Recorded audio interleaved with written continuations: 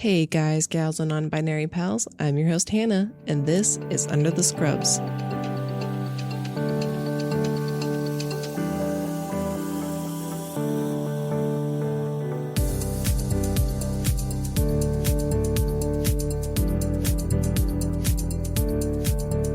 Alright everyone, we are back for part 2, unfortunately out of 3. Womp womp. I try to finish this episode, but I really honestly can't. I really want to do the story justice. I feel like the victims deserve it. I feel like talking about the areas where the medical field and also the medical education really failed the community. And so I really feel like to do this justice, I got to break it up. So I promise I will finish in the third one. But yeah. I feel like the moral of the story is never be afraid to Google your doctor, ask your local nurse for recommendations, and always be wary of doctors who disappear quietly. I'll just jump into my timeout. That way I can get through this bad boy. It's probably going to be a longer episode. So my timeout this week is now that I have been not obsessed, but like reading a lot about this, right? I'm convinced Chris is poisoning me. Okay. So my fiance, if you don't hear from me next week, it's because he has poisoned me. Okay, start with him. Your girl got sick over the weekend, okay? And I don't know. Hot girls have GI issues. It's just science. Look it up, or you can just take my word for it, okay? And so I got sick this weekend, and I'm just saying, Chris cooked this weekend. Coincidence? I think not. So like I said, if you don't hear from me, start with him. My resources for this episode, because I realized I did not say it last time. There's a book. It's called Blind Eye, The Terrifying Story of a Doctor Who Got Away with Murder. I also looked at PubMed, Psychiatry Online, AMA Journal of Ethics, and Columbus Monthly, just to kind of cross-reference all of the information and data that I've been getting to make sure I'm giving the most accurate count that I can. So, where did I leave you last? Yes, Gene Mann, the director of the Adams County Health Department, he called the cops on Michael as his coworkers had set him up to see if he was poisoning them. And in fact, he was, with rat poison. Michael had some astute senses at the time because he started badgering his colleagues, like, where are you going? What are you doing? What are you talking about? They're telling him, buzz off, dude. Don't worry about it, okay? So Friday, October 26th, Michael gets a call from the sheriff's office asking if he can stop on by. At this time, Michael thought, hey, this is probably about the deputy coroner job that I applied for. Sheriff Bob Knoll had all but told him that he was going to get the job, so he's stoked, heads on over, and instead he is greeted by a nice, shiny, cold pair of handcuffs. They read him his rights and they charged him with battery and placed him into custody. And I would love to say that's the end of the story, but unfortunately, justice escapes our victims. When police search his apartment, the place is an absolute wreck, and spread out on his table is a virtual poison lab. I mean, we're talking like a big ass book with like a skull and crossbones on it, vials, needles, bottles, books. One in particular is the poor man's James Bond, described as the undisputed leader in the fields of books on improvised weaponry and do-it-yourself mayhem, how to buy most of the needed chemicals from your local grocery and garden store. Police report states that an entire mini lab setup was observed and that they had found numerous chemicals, suspected poisons, and poisonous compounds. Underground type magazines were observed that gave technical information on exotic poisons. He had handwritten recipes for poisoning compounds. So these recipes were like ricin, botulin, nicotine, supersaturated cyanide, and fluoroacetic acid. The police report also notes that they did observe like his creepy ass scrapbooks with like the death, the car accidents, gruesome disasters. All of that was confiscated along with a small little arsenal. He had a 12-gauge pump shotgun with combat stock, a revolver, an automatic handgun, and 2 large survival knives. They also found and took books that he had that were about the occult, like the Book of Ceremonial Magic, the Necronomicon, and the Modern Witch's Spellbook, and he had numerous handwritten spells, incantations, and stones with peculiar markings on them. So with all this weird shit found, police were like, hey, maybe let's check out the library to see if he's got any history there.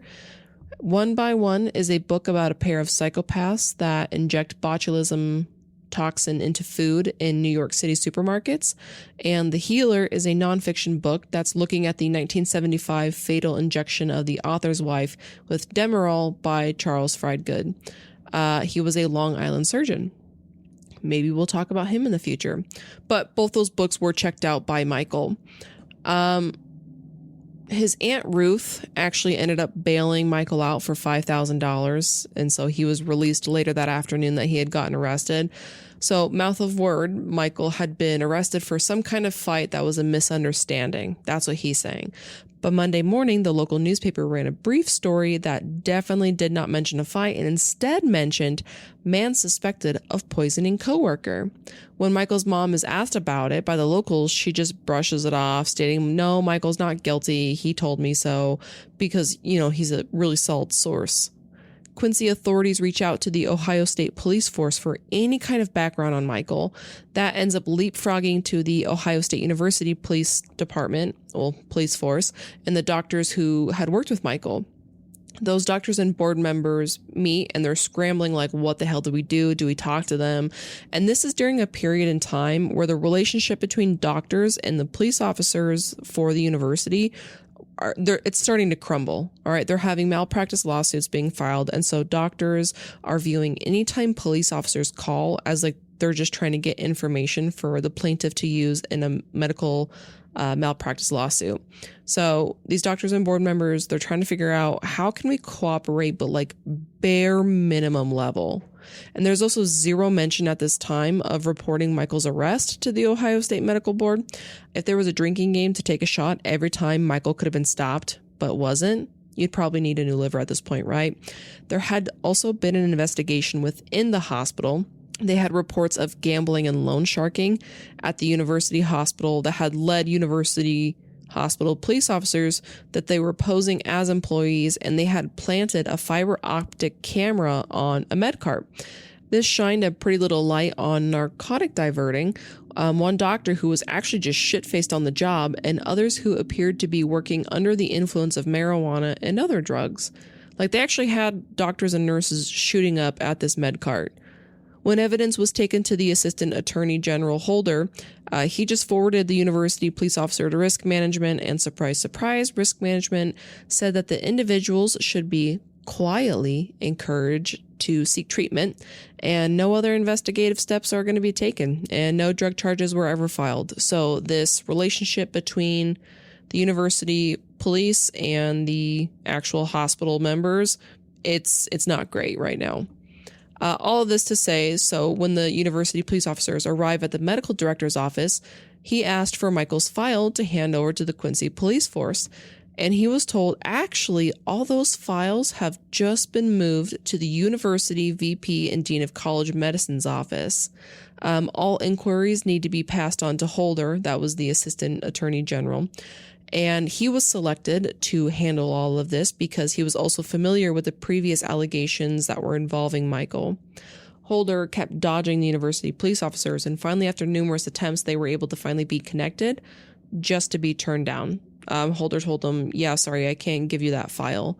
The Quincy police weren't turning up with much either in their background search. There was so much back and forth with like the hospital clamping down on information, the university police officers pushing to investigate the original claims on Michael and assist the Quincy police officers.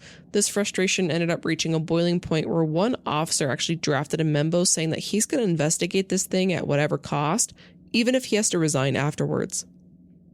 So, back in Quincy, Michael is charged with 7 accounts total of aggravated battery on December 20th. Of course, he enters a not guilty plea, and this is where shit gets even crazier, right? So a handful of days after his arrest in October, Michael had applied for a job as a physician in an emergency department in northern Ohio. Robert Holler II, he was the regional vice president for National Emergency Service Inc. in Toledo. He interviewed Michael in November, and he was so impressed with his background and credentials. And to Michael's luck, no other newspaper or media had picked up on this story that's, circulating. So Holler knew nothing of his arrest or upcoming trial, and Michael certainly wasn't going to tell him about it. Michael was introduced to 3 of the company's medical directors who thought, hey, he's a pretty great guy. He's pretty professional. So now Michael's back working as a doctor again. Wednesday, January 30th, 1985, the university got a call from a reporter asking for a comment about Michael's arrest. An official from the Ohio State Medical Board had tipped off reporters at the Cleveland Plain Dealer, and now there is blood in the water. With this reporter asking questions, the medical school and university officials are freaking out. They're holding meetings, maybe seances. Just kidding. And all of the sudden, these officials are like besties with the police again. They're like, no. We've been cooperating in our fullest. There was no other incidences in the files. Very don't look behind the curtain at this file cabinet with a bunch of locks. When the university police briefed the officials on the stunted progress of their investigation, Holder, the assistant attorney general, asked, well, can we give them our notes? To which the officers look at him and go, they were never off limits. What are you talking about, bro?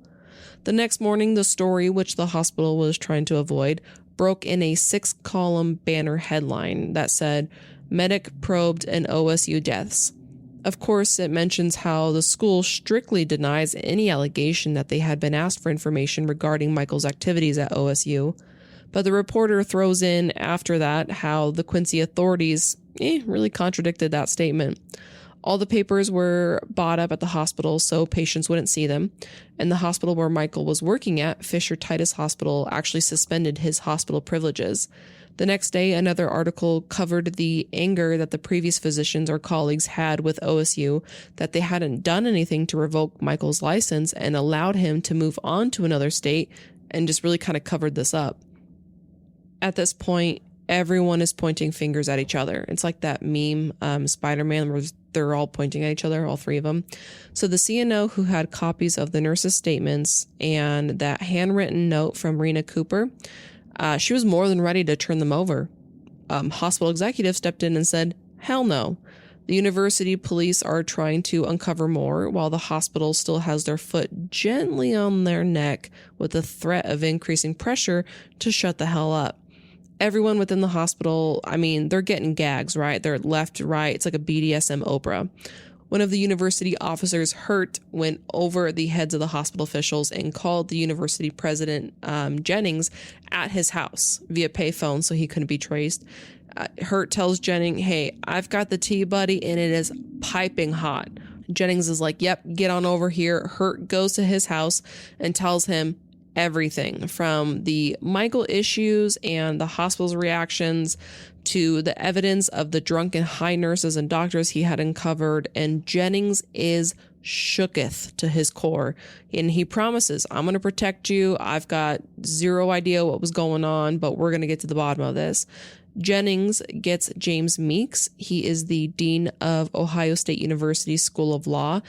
He got Meeks involved to investigate into Michael's time to figure out what the hell had happened. That following Monday, Hurt had sent one of his senior officers and the medical board investigators to interview the nurses that had been involved when Michael was there. The nurses knew, though, that Michael's out on bail, and they're scared to talk in fear of Michael coming back with some kind of vengeance. Michael is crazy as hell. Who wouldn't be a little scared? These officers, though, they're going about it in the wrong way. They're kind of turning this more into like an interrogation of the nurses. They're threatening legal action. We're going to arrest you. And these nurses are getting pissed off. It's a threat to patient safety to come in and arrest a nurse on duty. And that they would then turn around and go after that nurse's license for abandonment. Right? So 2 hospital administrators for the nurses actually ended up showing up after they caught wind of this. The next day they had shown up and they were essentially puppy guarding the unit. And they're telling the officer and the medical board investigator, like, get the hell out. You're disrupting patient care. So they were sent away empty-handed, which really they should have gone about it a different way. Right? February 5th, there's a storage locker that was rented by Michael, and it was discovered essentially, right, by the Franklin County Sheriff. So Franklin County Sheriff's Office and their bomb squad surround it. That's right, the bomb squad. With Michael's fascination with weapons, bombs, violent death, rumors just really kind of began that the locker was probably booby-trapped or had some sketchy shit in it. So police start to slowly descend on the unit. Pulses are pounding at this point. Who the hell knows what's in this locker? The lock is cut. The door's thrown open. And nothing happens, okay? The unit contained newspaper clippings about deaths and accidents and, like, some used army clothes. Boo.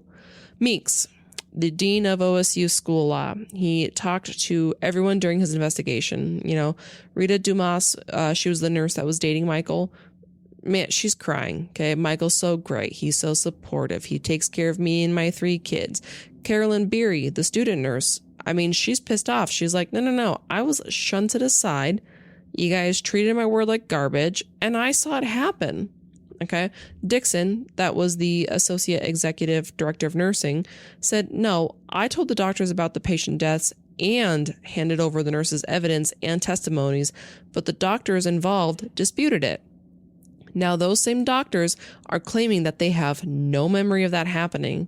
Meeks wrote in his investigation, Dixon claimed that she told the meetings and was ignored. This is possible, but all of the doctors ignored her? That's hard to believe. So once again, you have a man believing the united front of doctors over the words of nurses who were there to witness it. Like Damien in Mean Girls, right? I'd be there like in my hoodie with the glasses, being like, they don't even go here. Okay, if you get that reference, we can be best friends. Meeks did notice that there was open hostility between medical personnel and the police force, and that the tension was quite a surprise to him. I don't know why, the writing's on the wall. His report was released to the public April 2nd, 1985, and it was an understatement to say he was operating in a political minefield. The Ohio press, the university president, and even the governor, I mean, they're looking over his shoulder, right? There's many instances Meeks resolved the issues in the university's favor.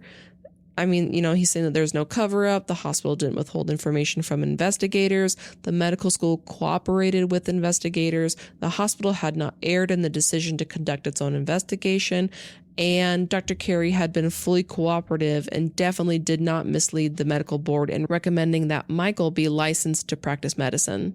He did say that the initial investigation into the Rena Cooper incident, he did say it was like superficial. There were 3 people who all shared the same story. Someone did something to put Rena Cooper into respiratory arrest, yet all of their testimony was dismissed. The nurses weren't talked to, and that syringe that was found by the CNA was not tested. The most sensitive issue, though, in this whole entire thing that was not addressed was accountability. It's nowhere in that report. So April 22nd, 1985, in Adams County Courthouse, Michael, his trial is starting. He waived his right for a trial by jury, so Judge Dennis Cashman would preside the trial and give a verdict. This case's foundation was based on circumstantial evidence. I mean, there's no physical evidence, right, that Michael had actually poisoned his coworkers, right? The defense argued that the tea that was part of the setup, it sat in a locker over the weekend. It was handled by multiple people before finding its way to a lab. Anybody could have put anything in there. He said that the paramedics were a group of amateurs who were trying to do their own undercover investigation. And the paramedics that had gone to the health department were initially diagnosed with viral infections and not poisoning. The prosecutor, though, brought up the fact that the paramedics who were sick only became so after consuming food or drink that was offered from Michael and within 30 to 45 minutes. That tea did test positive for arsenic, and a hair sample from a coworker who had been poisoned twice contained a level of arsenic, which is indicative of an unnatural accumulation. So as far as motive, I mean, Michael's a freak, right? He got excited over violent deaths and horrific accidents. His reaction to the McDonald's shooting, Michael was quoted at one point saying it would be nice to walk into an emergency room and just start blowing people away. He admired serial killer Henry Lee Lucas. He had another quote that said, "Sometimes I feel like I have an evil purpose in life." Michael's coworkers were witnesses to testify to this weird-ass behavior, even one saying that Michael actually had resentment towards those that were poisoned and said that they needed to be taken down a notch. As testimony continued, the judge actually ordered the ice machine that sat right outside the courtroom in the corridor that led to the judge's chamber to be padlocked. Michael passed it every day. That guy's not taking any chances. The prosecutor brought up the evidence they found in Michael's apartment, the mini lab, the books. So the most important witness out of all of this actually took the stand, Michael himself. He brought up his academic success, medical school, outstanding record in high school and Quincy College, said that, his reason for buying ant and roach poison was because he had an infestation in his apartment.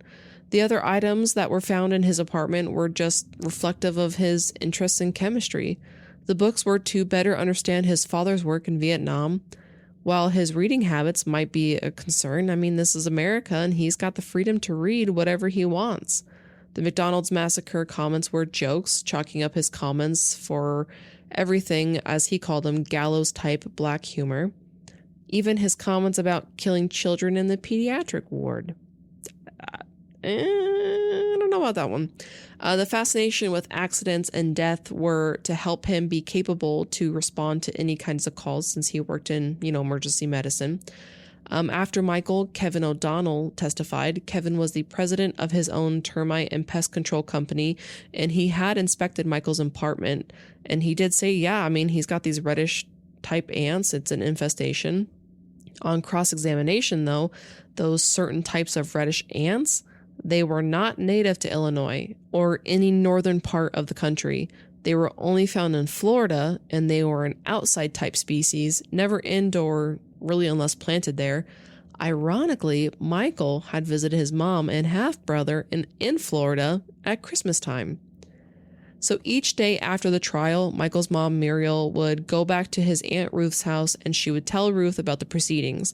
Muriel at first was adamant that no, he's innocent. But day after day, she became less and less confident in that stance. After Michael and Kevin, the exterminator, took the stand, Muriel told Ruth, "No, I know he's guilty." She didn't really cry or show any emotion to that statement. So May 2nd, both parties rested at, about 4 p.m. Judge Cashman deliberated overnight, and the next morning he brought everyone back in for the verdict. He acknowledges it was a difficult case to preside over and make a judgment, so he was going to state his findings to each charge. One of them is not guilty. 6 of them are guilty. The one that Michael is found not guilty on is because he was less ill than the others, thus less certainly the result of arsenic poisoning. But the other cases, yes, he is guilty. Michael's bond is revoked due to the fact that he wouldn't give a reason for the poisonings. And so he's like, I can't guarantee that you're not just going to go out there and poison anyone else. As Michael stands up to be let out, he hands a foam cup to Rita, to which a jail attendant thought maybe that might contain poison, jumps up, knocks it out of her hand, and it actually contained a handwritten note saying, "I love you, Damas. Hang in there." Just outside the courtroom, Michael tells his mom that, he's going to go for an appeal. He's innocent and he needs money. Muriel surprisingly tells him, "No, I was there for the trial and I don't have money." A week after the trial, Muriel calls the judge and schedules a meeting with him. Judge Cashman knew that families tend to do this, right? They schedule a meeting to try and get him to change his mind, but Muriel sat down and said, "Look, you did the right thing. I've got no quarrel with the verdict." And she spent the next hour telling the judge about Michael's upbringing, how he was a troubled young boy. He bitterly resented his father's long and frequent absences, but that he never caused any unusual problems and he usually got along with everyone. It was only after he returned from the Marines did Michael really change. He became easily agitated. He's always working, never sleeping, and even she found this behavior bizarre. She concluded that Michael must have snapped somewhere inside of him. And the judge heard Muriel out and how, Muriel said she wasn't doing very well since the arrest, and she felt even worse after the guilty conviction. When it came down time to imposing a sentence, Michael still would not give a reason for the poisonings. He also refused to be seen by a psychiatrist. The presenting report detailed his academic success, his hobbies, his childhood and familial relationships, The report did say that it was incredibly difficult to get information from Ohio State. The only description of the problems that they were given were like very brief and sketchy reports about Rena Cooper. So when the judge had the task of sentencing, he went in knowing very little about Michael's stint in Ohio State University. August 23rd, Michael is called in for his sentencing. Rita told the media initially that she was the one who had complained about the ants in the apartment, that she loved him, and she knows he's innocent. During her character witness, though, she didn't repeat that claim about the ants, but she does parrot her words of being in love, depending on Michael, he's so great, blah, blah, blah, blah, blah. Michael's half-brother testified as well, but the most surprising one, and really who made the biggest impression on the judge, was Robert Haller II, the VP of National Emergency Service in Toledo, the guy who had hired Michael while he was awaiting trial. He testified saying that he would have no problem hiring Michael again. He turns the blame on the public, saying that other hospitals Michael has worked at would most likely hire him again in a heartbeat, but if the public were to find out, oh man, it would create such a problem. So really, it's all the public's fault. And man, did he stand 10 toes down to rehiring Michael even after conviction. When he was cross-examined, though, the judge thought that was so weird that he actually discounted the testimony. Michael stands up to give his own testimony, which is just a bunch of bullshit, to be honest with you. He says he's innocent, blames his fascination with death on his dad, and deeply regrets that my possession of items reflecting that natural father-son relationship led this court to its verdict. Goes on to once again talk about his academics and accomplishments, cries a little crocodile tears, and then asks to be allowed to pay his debt to society. Citing his faith in God and the support of his family and friends, he was just left with one question. What can he do to convince the judge that he still has a wealth of good and caring to give to society and that he should be allowed to do so? And damn, does Judge Cashman clap back. He said, "As I sit here today, I have never been more confident in my own mind that you were proven guilty beyond a reasonable doubt of these offenses than any other case I have had occasion to preside over." He points out the shady shit Michael did. He secured a job without telling them he was on trial. He planted ants in his apartment and says the fact that your intelligence is so well documented, he can't understand how a person that smart could leave such a trail of guilt. And Michael was sentenced to 5 years in prison, the maximum sentence. And once again, I would love to say it ends here. It doesn't. February 12th, 1986, Michael's license to practice medicine was suspended in Ohio, and Illinois follows shortly after that on March 19th. But February 13th, so it was the day after Ohio suspended his license, a 2020 episode airs with John Stossel interviewing Michael at the Centralia Correctional Center in Southern Illinois. Michael started serving his sentence August 27th, 1985, and on this he is calm, cool, collected. He's dressed neatly in a little coat and red tie.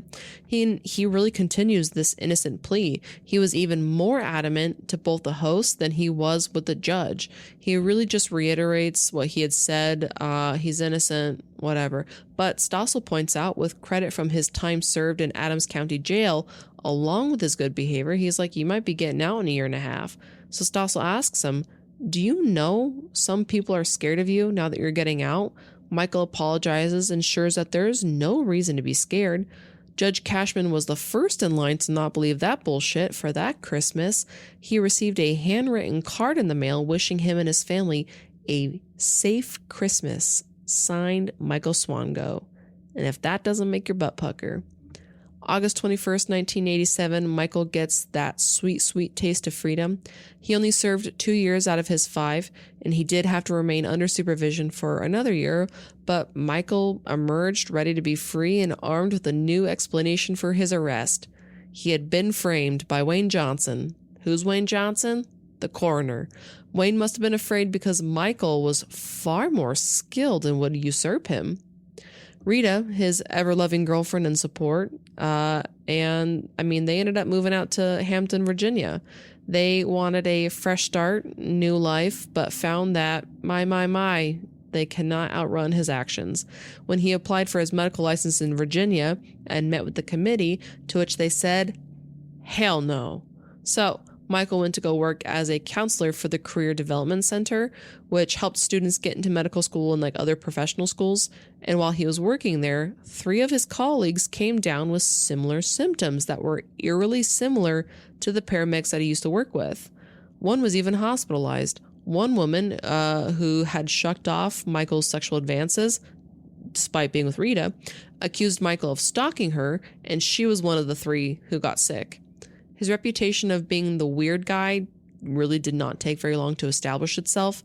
He was toting around clippings of disasters in a large paper bag, often seen working on that weird little scrapbook, and then he turned a basement room at the center into a living quarters for himself and would sleep there. He ended up leaving the job in May of 1989.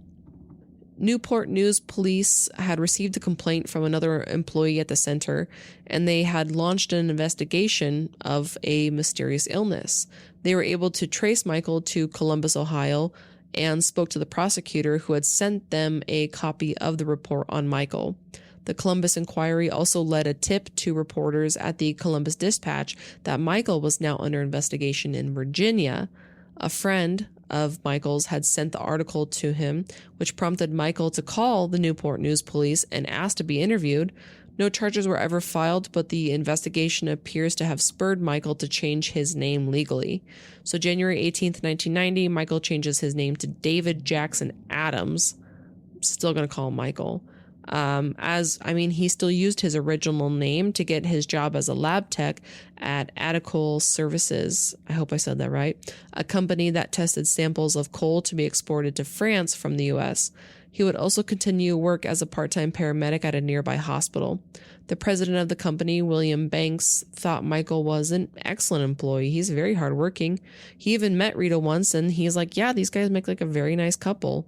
July 8th, 1989, Michael and Rita were married after being together for 6 years, and you would hope that this would be the nice happily ever after, but problems started arising immediately after that wedding. His relationship, despite surviving so many ups and downs and trials and tribulations and whatever, literally started to deteriorate rapidly. Rita would say later that she realized almost immediately that her marriage to Michael was a terrible mistake. He had shown such devotion to Rita, but now he doesn't give a shit. He wouldn't even sleep in the same bed. He basically lived entirely in one room in their apartment, the den. He was always on his computer. He's ignoring her. He'd steal money from her account and then would refuse to contribute any of his earnings towards household needs. And I feel the need to remind you again, she has 3 children. Rita felt like Michael had been cheating on her, and she felt like when a clerk at a nearby rental shop became pregnant, Rita was almost 100% positive that Michael was the father. And only a year and a half after marrying, in January of 1991, Rita peaced out. So as Michael's marriage is spiraling, parallel to his work, his coworkers start getting violently ill. Even the president, William, had to be hospitalized due to his illness. Another executive lapsed into near coma after similar symptoms, right? Dizziness, nausea, weakness, sweaty. Michael didn't give up his dream of getting his medical license back, though. By early of May 1991, he was in contact with doctors at Ohio Valley Medical Center in Wheeling, West Virginia, about a position out there. He did have to disclose his real name. He was using that David Jackson Adams name, so he had to use his actual government name so it would align with his medical school record and references. He said his license had been suspended on a single count of felony battery conviction resulting from an altercation occurring in a restaurant. At this point in time, there was no national clearinghouse for information about doctors convicted of crimes or found liable for malpractice, so there was really no way to confirm this. The American Medical Association, or as I'm going to call it AMA, kept a master file that was intended to track offending doctors, and the American Federation of State Medical Associations maintained a list of doctors whose licenses had been suspended by state boards. Neither association had record of Michael's arrest or conviction. There is zero evidence either that the hiring doc, Dr. Schultz, ever made an attempt to contact them. In his letter to the state's attorney office, he says he wants to be fair to this nice young man and that the severity of his punishment seems really out of proportion to the offense committed based on his description. Dr. Schultz did check in with the Illinois Department of Professional Regulation and learned that Michael is a liar, pants on fire, and he had his license revoked due to poisonings. And you would think that Dr. Schultz would say, psych, get out of here, you're not getting a job. Instead, maybe thanks to Michael's persuasiveness, Schultz wrote a letter to Michael allowing him to tell Dr. Schultz his version of events. Michael responds with, oh my God, thank you. I've been trying to get you the copy that you've requested. I'm happy to say I'm including 3 sets of copies so that others can have them, and I am prepared to accept the position ASAP.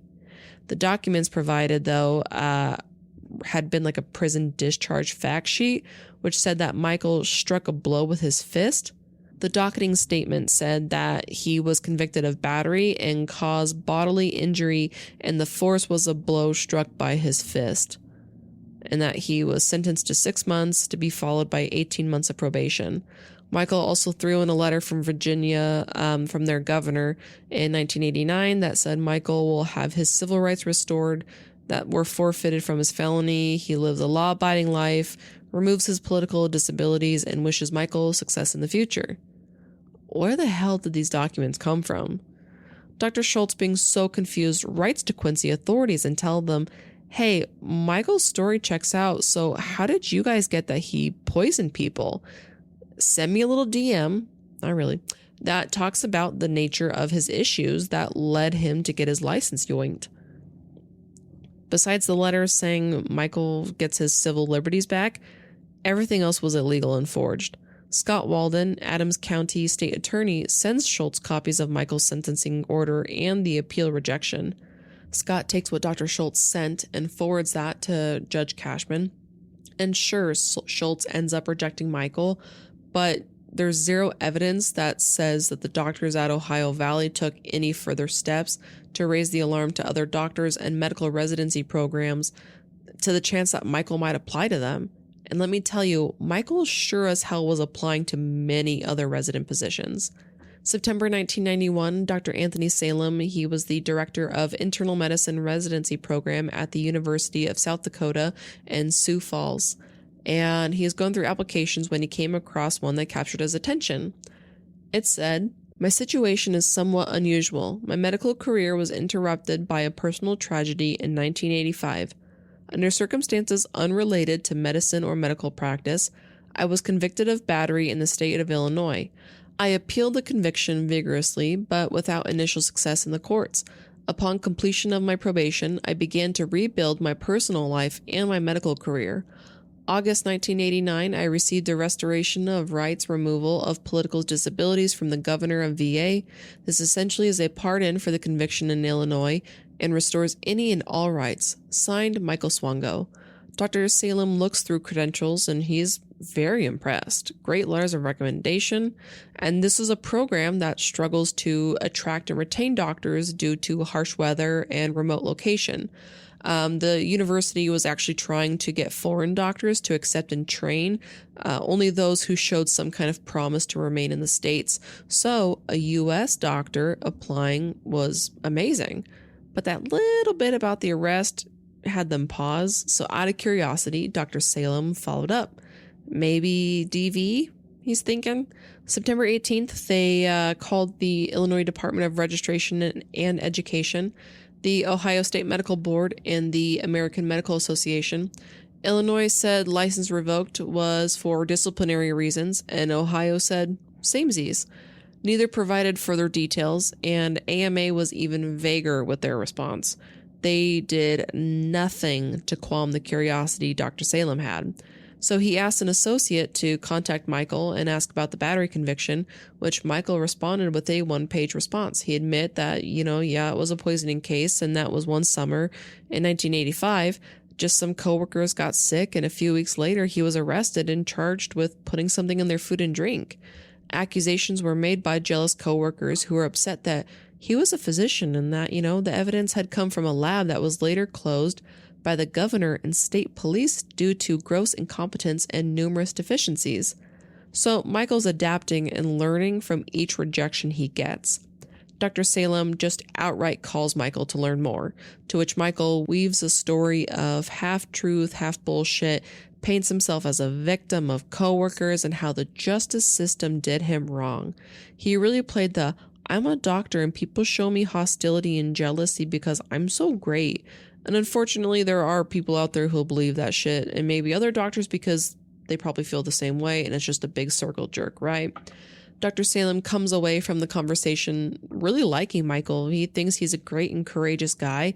He wasn't sure if they could hire Michael, though. It was against the policy not to hire residents who couldn't later be licensed to practice medicine, and he was assuming a felony conviction would probably prohibit licensing, but Michael, the ever-sweet angel, was like, don't worry, I'll check it out for you. And would you be surprised? He came back and said, no, there's no issue with it. The smart thing would then to be go and consult with hospital lawyers, but Dr. Salem's like, yeah, okay, sure, buddy, sounds great to me. Come on down for a round of personal interviews. And technically, Michael wasn't wrong. There was no law that specifically bars a felon from practicing medicine, albeit there's a policy South Dakota treats felony convictions as a bar to licensure on the grounds that the underlying crime constitutes unprofessional conduct. So, October 3rd, there's 5 internists that interview Michael. Only one question is asked regarding the felony conviction, and that's just, can you practice medicine? Michael's like, oh yeah, absolutely I can. No other questions were asked regarding it. I don't know why. No one thought, let me double check and talk to the police officers or judicial authorities. So the next day, Michael was interviewed by participants in the family medicine program, and things did not go his way. The residency program coordinator at the hospital did ask more questions about the felony, and he was way more skeptical of Michael's answers. And so he asked, hey, can I talk to your parole officer? And Michael was very uncomfortable and told him no. He refused. Right then and there, they were like, okay, we will not continue with this application. The lack of communication, though, is absolutely crazy because no one from family medicine told Dr. Salem about this. Thank God, though, that Dr. Salem learned from the Federation of State Medical Boards that Michael did have his license revoked from Illinois and Ohio. He already knew that, but Michael was also rejected by Virginia, and Michael had changed his name legally to David Jackson Adams. When asked about it, Michael brushed it off as like, I just wanted a new clean start, but then I reverted to using my real name because I didn't want there to be even the appearance of any attempt to conceal my past difficulties. Ugh. February 24th, 1992, the University of South Dakota Internal Medicine Residency Program met to rank the 17 applicants under consideration. There were 4 doctors that attended, Dr. Salem and Dr. Vogt, who was the residency program coordinator for the family medicine. And when Vogt declined to pick Michael, Salem picked him right up. Michael ended up being ranked 11th out of 17 candidates, and the 6 applicants behind Michael, 5 of them were foreign doctors, and 1 showed evidence of mental instability. March 18th, 1992 is match day, as it is every year, and Michael gets his acceptance to a residency position in internal medicine at University of South Dakota. In May of 1992, Michael proposes to his girlfriend of a year, Kristen Kinney. He met Kristen when they took an ACLS class together at Riverside Hospital in Virginia, where she had worked there as a nurse. Initially, she was dating, and she had become engaged to a medical resident there, but despite that, Michael still pursued her. At one point, Kristen became unsure of her engagement to the medical resident, and she had called her mom and stepdad to talk about it. She's like, I've met somebody. They promised to give me all of their attention and take really good care of me, and that was Michael. Despite her best friend, who was also a nurse, telling her, girl, you gotta stay away. He's been rejected to work at Riverside, but she wouldn't delve into why, only that it was something to do with his past. Kristen, being stubborn, said that she's going to trust her own judgment and go for it. Her parents tell her, go out of town, take a trip for a few days to think about it and your current engagement. So Kristen goes out to Virginia Beach. The next day, her stepdad, Al, calls her and, hey, did you make up your mind? She goes, yeah. Also, Michael showed up. Michael literally tracked her down to her vacation spot to convince her to leave her current fiance. So Kristen ends up calling off the engagement and starts dating Michael. Her parents often let themselves into her apartment and they would wait for her to get home. And this time they were waiting in her apartment when her phone rang. Her mom answers the phone and tells the caller, yeah, I'm Kristen's mom. And the caller starts yelling about how, I love your daughter, I'll be good to her. And he won't shut the hell up. Her mom can't get a word in because Michael, who's the caller, won't shut up about how great Kristen is, how he loves her. And he's just singing her praises.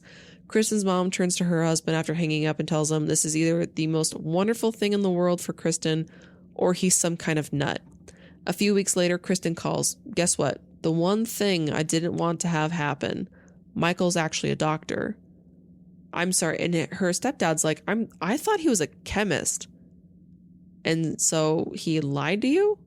And she's like, oh, well, he didn't want to scare me away. And he's like, all right, so what are you going to do now? She's like, well, I guess it's too late now, isn't it? So now they're engaged. They're at a dinner with, her family, showing off the ring, telling them, hey, we're moving to South Dakota, but we're not going to get married right away.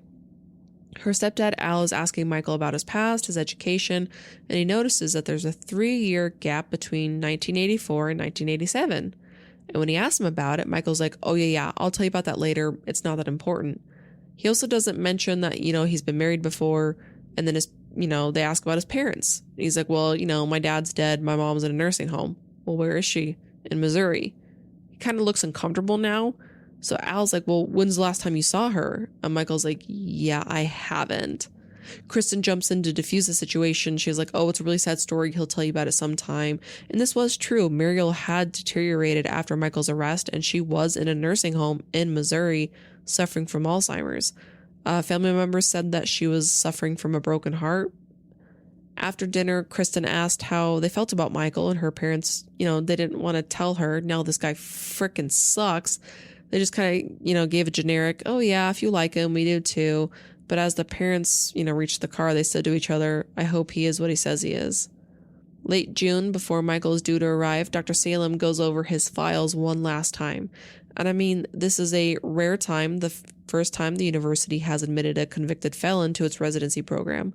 Everything seems in order until he catches that he had actually gotten a copy of the OSU certificate from Michael himself and not directly from the college. He asked his secretary to send an inquiry, and a month later, on August 7th, Dr. Salem received a letter from OSU. So that means now OSU knows Michael has been accepted to another residency program and would be working, and yet their letter said nothing about their investigation of him or the reopening of the case in 1985. They didn't send any reports, despite them being public record. The letter did say that Michael and the University of South Dakota would have to execute waivers and hold harmless agreements before Ohio State would release any information. A hold harmless agreement is an agreement used to help prevent you or your organization from being held responsible for certain types of bodily injury or property damage. So this is like a liability waiver, release of liability, or a disclaimer. And Dr. Salem thought that was insane. And since Ohio didn't raise any red flags, he's like, yep, we're good to go. Michael and his fiancée settle into Sioux Falls easily, both of them being very popular in the ICU. He earned a reputation for being excellent in emergent situations. He always showed up to codes. And it was noted that he seemed excited. If Kristen told him about a rough day at work, maybe like an unusual higher number of deaths or emergencies, Michael would tell her, oh my God, you're so lucky. I'm so envious of you. Staff kind of chalked up the comments to the fact that, he's interested in emergency medicine. He seems to have a knack for it. October crawls around the corner and Michael is feeling risky. Maybe even a bit emboldened, as now he's been practicing medicine again. So he applies to the American Medical Association using his government name and his actual address in South Dakota.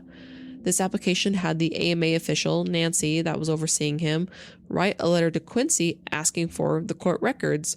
Judge Cashman said, screw that lady. I'll just call your ass because you're not going to believe what I have to say.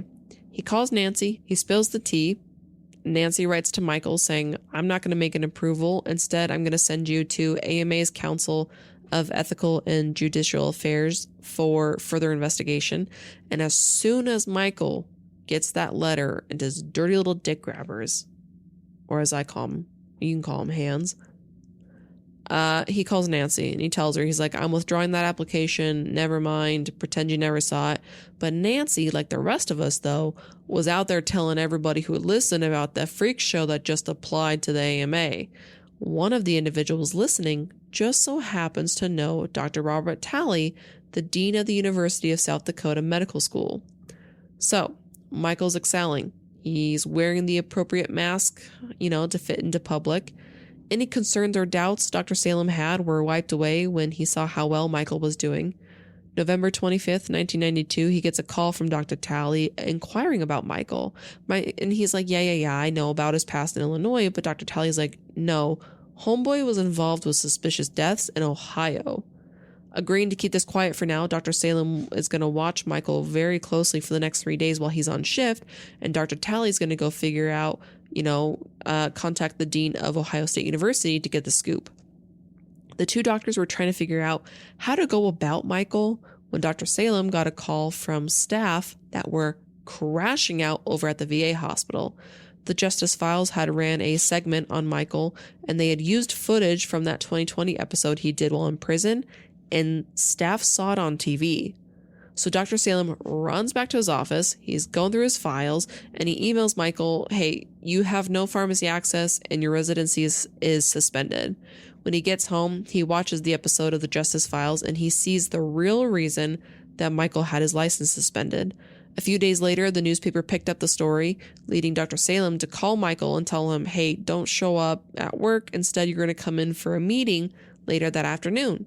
He then calls the hospital and the medical school board and, they're like, we need to meet. They're reviewing all of the patient files that Michael has ever cared for.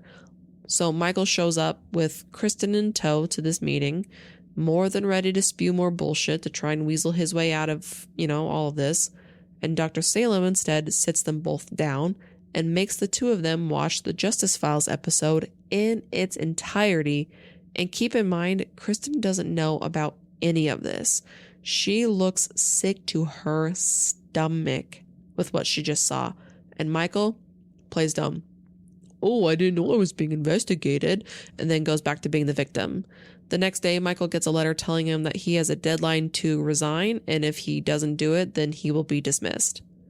Michael starts playing this off as like, oh, it's a media hoax to Kristen, and so now Kristen's telling her parents that, saying, oh, no, this is all going to blow over. Well, it certainly did not. Hospitals that Michael worked at had to put out statements in the public who were outraged with a serial poisoner in their midst. TV crews were camped out on Michael's and Kristen's small front lawn, and they would follow them around. If they, turned the light on inside, reporters would start banging on the door. I mean, he dominated local TV and radio. One of the disc jockeys even made a song about Michael to the tune of Rudolph the Red-Nosed Reindeer.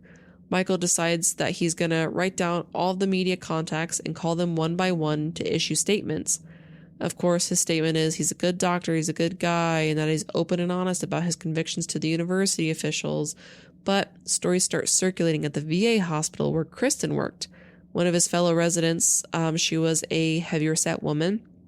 She was actually in the hospital as a patient, and she woke up one night in the middle of the night to just Michael sitting at her bedside staring at her.